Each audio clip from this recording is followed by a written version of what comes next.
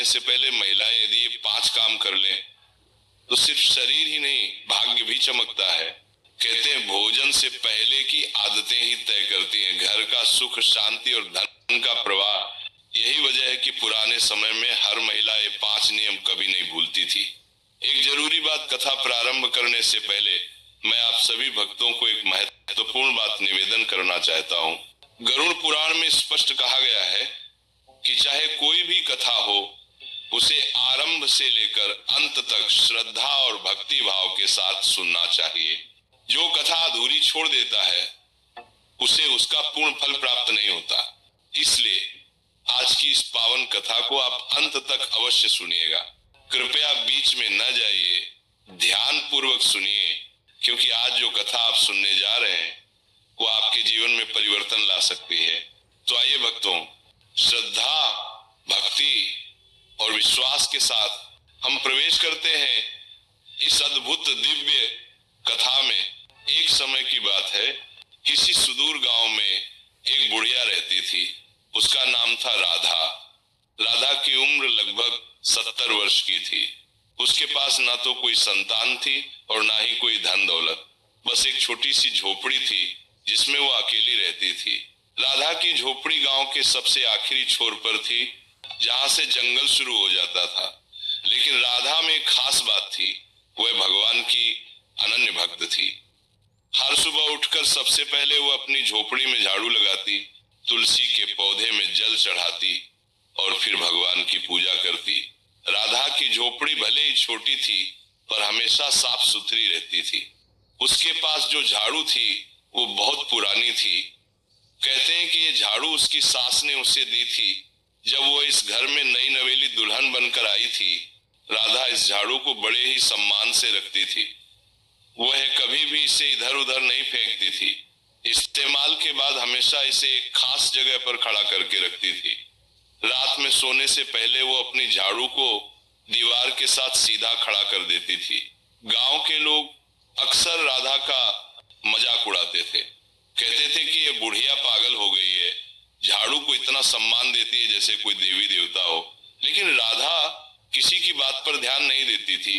वह तो बस अपने काम से काम रखती थी। हर सुबह जब सूरज की पहली किरण उसकी झोपड़ी में आती, राधा उठ जाती।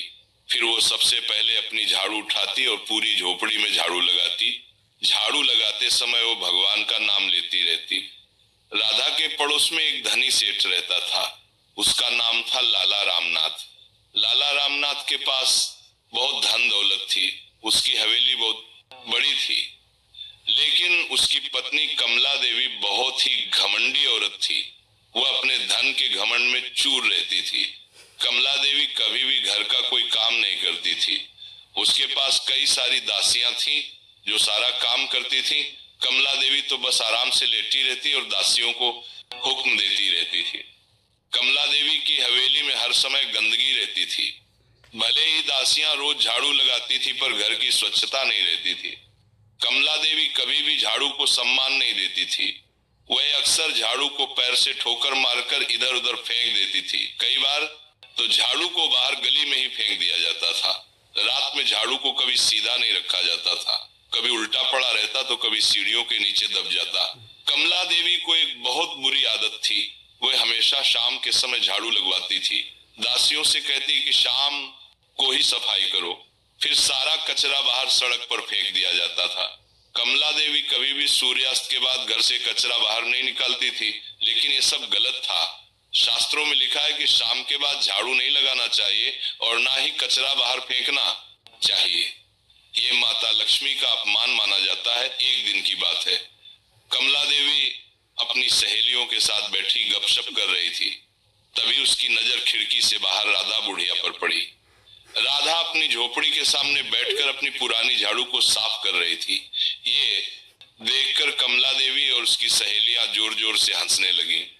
कमला देवी बोली, देखो तो इस बुढ़िया को, इसे तो अक्ल ही नहीं है, झाड़ू को धो रही है जैसे कोई कीमती चीज हो। उसकी एक सहेली बोली, अरे कमला, ये तो पागल है, इसे छोड़ो। तुम्हारे पास इतना धन है, तुम्हारी हवेली में इतनी सुख सुविधाएं हैं, और ये बुढ़िया है कि इस टूटी फूटी झोपड़ी में पड़ी है। कमला देवी बोली, हाँ सच कह रही हो, मेरे पास तो सब कुछ है, मुझे किसी चीज की कमी नहीं, भगवान ने मुझे सब कुछ दिया है, लेकिन ये बुढ़िया तो कंगाल है। फिर सभी सहेलियां हंसने लगी। उधर राधा बुढ़िया ने अपनी झाड़ू को साफ करके धूप में सुखाने के लिए रख दिया। फिर वह अपनी झोपड़ी के अंदर चली गई। थोड़ी देर बाद वो एक छोटी सी थाली लेकर बाहर आई। थाली में थोड़ा सा गुड़ और चावल के दाने थे। राधा ने इसे अपनी झाड़ू के पास रख दिया और हाथ जोड़कर प्रार्थना करने लगी। वह बोली, हे माता लक्ष्मी, आप हमारे घर में इस झाड़ू के रूप में विराजमान हैं, मैं आपको प्रणाम करती हूँ। आप हमेशा हमारे घर में सुख शांति बनाए रखें। ये देखकर खिड़की से झांक रही कमला देवी की सहेलियां और जोर से हंसने लगी। उनमें से एक बोली, अरे देखो तो ये झाड़ू को प्रसाद चढ़ा रही है। कमला देवी बोली, पागल है, पूरी तरह से पागल, इसे तो मानसिक अस्पताल में भर्ती करवाना चाहिए। सब हंसने लगे, लेकिन राधा को इन सब बातों से कोई फर्क नहीं पड़ता था। वह तो अपनी भक्ति में लीन रहती थी। समय बीतता गया। राधा बुढ़िया अपने नियम से कभी नहीं चूकती थी। हर रोज सुबह उठकर वह सबसे पहले अपनी झाड़ू से घर में सफाई करती, फिर कचरे को एक जगह इकट्ठा करके सूर्योदय से पहले ही बाहर फेंक आती। वह कभी भी शाम के समय झाड़ू नहीं लगाती थी। रात को सोने से पहले अपनी झाड़ू को दीवार के साथ सीधा खड़ा करके रखती और उसे प्रणाम करके सोती थी। राधा के इस व्यवहार को देखकर गांव के कुछ लोग उसे पागल कहते तो कुछ लोग उसका मजाक उड़ाते। लेकिन गांव में कुछ बुजुर्ग लोग ऐसे भी थे जो राधा की इस भक्ति को समझते थे। वे जानते थे कि राधा कोई साधारण औरत नहीं है, उसे शास्त्रों का ज्ञान है। वह जानती है कि झाड़ू में माता लक्ष्मी का वास होता है, इसीलिए वह झाड़ू का इतना सम्मान करती है। एक दिन गांव में एक साधु महाराज आए। वे बहुत बड़े ज्ञानी थे। उन्होंने गांव के बीचों बीच एक पीपल के पेड़ के नीचे अपना डेरा लगाया। गांव के सभी लोग उनके दर्शन करने आने लगे। साधु महाराज लोगों को धर्म और कर्म का ज्ञान देते, वे लोगों की समस्याओं को सुनते और उन्हें सही मार्ग दिखाते। कुछ दिनों बाद लाला रामनाथ और कमला देवी भी साधु महाराज के दर्शन करने गए। कमला देवी ने साधु महाराज को प्रणाम किया और बोली, महाराज हमारे घर में सब कुछ है, धन दौलत की कोई कमी नहीं है, फिर भी ना जाने क्यों मन में शांति नहीं है, हमेशा कुछ ना कुछ परेशानी बनी रहती और है। कभी घर में झगड़ा होता है तो कभी व्यापार में नुकसान हो जाता है, कृपया हमें कोई उपाय बताइए। साधु महाराज ने कमला देवी की ओर देखा और बोले, बेटी तुम्हारे घर में धन तो है, लेकिन माता लक्ष्मी की कृपा नहीं है। धन और लक्ष्मी में बहुत फर्क होता है। धन तो आज है कल नहीं भी हो सकता, लेकिन अगर माता लक्ष्मी की कृपा हो तो धन हमेशा बना रहता है और साथ में सुख शांति भी मिलती है। कमला देवी बोली, तो महाराज हम माता लक्ष्मी की पूजा कैसे करें, हमें बताइए। साधु महाराज बोले, माता लक्ष्मी की पूजा सिर्फ मूर्ति पर फूल चढ़ाने से नहीं होती। माता लक्ष्मी तो हमारे घर में हर जगह विराजमान है, खासकर झाड़ू में माता लक्ष्मी का वास होता है। जो स्त्री अपने घर में झाड़ू का सम्मान करती है, नियम से सफाई करती है, माता लक्ष्मी उसके घर में हमेशा विराजमान रहती है। लेकिन जो स्त्री झाड़ू का अपमान करती है, उसे इधर उधर फेंकती है, माता लक्ष्मी उस घर से रूठ जाती है। ये बात सुनकर कमला देवी को थोड़ा आश्चर्य हुआ। उसने कभी सोचा नहीं था कि झाड़ू में माता लक्ष्मी का वास होता है। वो तो हमेशा झाड़ू को कूड़े की तरह समझती थी। साधु महाराज ने आगे कहा, बेटी झाड़ू से जुड़े कुछ नियम हैं जिन्हें हर स्त्री को जानना चाहिए। पहला नियम है कि कभी भी शाम के बाद झाड़ू नहीं लगाना चाहिए। सूर्यास्त के बाद झाड़ू लगाने से माता लक्ष्मी रुष्ट हो जाती हैं। दूसरा नियम है कि झाड़ू को कभी भी पैर से नहीं छूना चाहिए। अगर गलती से पैर लग जाए तो तुरंत उसे हाथ से छूकर माफी मांग लेनी चाहिए। तीसरा नियम है कि झाड़ू को हमेशा सीधा खड़ा करके रखना चाहिए, कभी भी उल्टा नहीं रखना चाहिए। चौथा नियम है कि कचरा हमेशा सुबह के समय ही बाहर फेंकना चाहिए। शाम को कचरा बाहर फेंकने से घर से धन बाहर चला जाता है।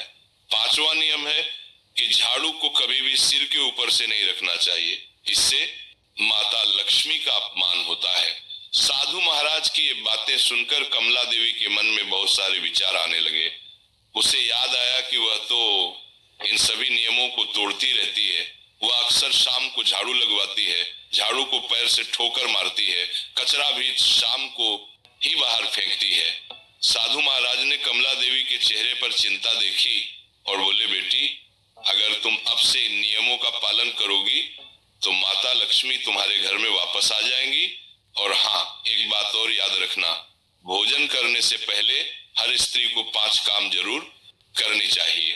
पहला काम है घर में झाड़ू लगाना, दूसरा काम है तुलसी में जल चढ़ाना, तीसरा काम है रसोई को साफ करना, चौथा काम है भगवान को भोग लगाना और 5वां काम है गाय को रोटी खिलाना। अगर कोई स्त्री इन 5 कामों को करके भोजन करती है तो माता लक्ष्मी उससे बहुत प्रसन्न होती है। उस स्त्री के घर में कभी धन की कमी नहीं होती, उसका परिवार हमेशा सुखी रहता है। लेकिन अगर कोई स्त्री इन कामों को नहीं करती और सीधे भोजन कर लेती है तो ये बहुत बड़ा पाप माना जाता है। माता लक्ष्मी ऐसी स्त्री से बहुत नाराज हो जाती है। कमला देवी ने साधु महाराज को प्रणाम किया और अपने घर वापस आ गई। रास्ते भर वो सोचती रही कि साधु महाराज ने जो बातें बताई हैं वे सब सच हैं। उसे याद आया कि उसकी दादी भी इन्हीं नियमों का पालन करती थी, लेकिन वह तो घमंड में आकर सब भूल गई थी। अब उसने मन ही मन निश्चय किया कि वह अब से इन सभी नियमों का पालन करेगी। अगली सुबह जब कमला देवी की आंख खुली तो सूरज पूरी तरह से निकल चुका था। वह देर से उठी थी। जल्दी जल्दी उठकर उसने स्नान किया और फिर रसोई में जाने लगी। लेकिन तभी उसे साधु महाराज की बातें याद आईं। उसने सोचा कि आज से नियमों का पालन शुरू करना चाहिए। उसने एक दासी को बुलाया और कहा, झाड़ू लाओ, आज मैं खुद घर में झाड़ू लगाऊंगी। दासी को बड़ा आश्चर्य हुआ। उसने कभी सोचा नहीं था कि कमला देवी खुद झाड़ू लगाएंगी, लेकिन उसने झाड़ू लाकर दे दी। कमला देवी ने झाड़ू हाथ में ली और घर में झाड़ू लगाने लगी। लेकिन उसे झाड़ू लगाना नहीं आता था। कभी झाड़ू इधर जाती तो कभी उधर, कचरा इकट्ठा होने की जगह और फैल जाता। आधे घंटे की मेहनत के बाद कमला देवी थक गई। उसने झाड़ू को गुस्से में फेंक दिया और बोली, ये काम मेरे बस का नहीं है। फिर उसने दासियों को बुलाया और उन्हें झाड़ू लगाने को कहा। दासियों ने जल्दी से पूरे घर में झाड़ू लगा दी। फिर कमला देवी ने तुलसी के पौधे में जल चढ़ाया, रसोई को साफ करवाया, भगवान को भोग लगाया और गाय को रोटी खिलाई। फिर वह खुद भोजन करने बैठ गई। उसने सोचा कि चलो, आज तो 5 काम हो गए, अब माता लक्ष्मी प्रसन्न होंगी। लेकिन वह नहीं जानती थी कि माता लक्ष्मी तो मन के भाव देखती हैं। कमला देवी ने तो बस दिखावे के लिए काम करवाए थे। उसने खुद झाड़ू नहीं लगाई थी, उसने झाड़ू को गुस्से में फेंका था।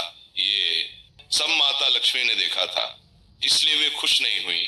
उधर राधा बुढ़िया अपने नियम से रोज सुबह उठती, प्रेम से अपनी झाड़ू उठाती, पूरी झोपड़ी में झाड़ू लगाती, तुलसी में जल चढ़ाती, भगवान की पूजा करती, फिर भोजन बनाती और खाती। उसके घर में भले ही धन नहीं था, लेकिन सुख शांति थी।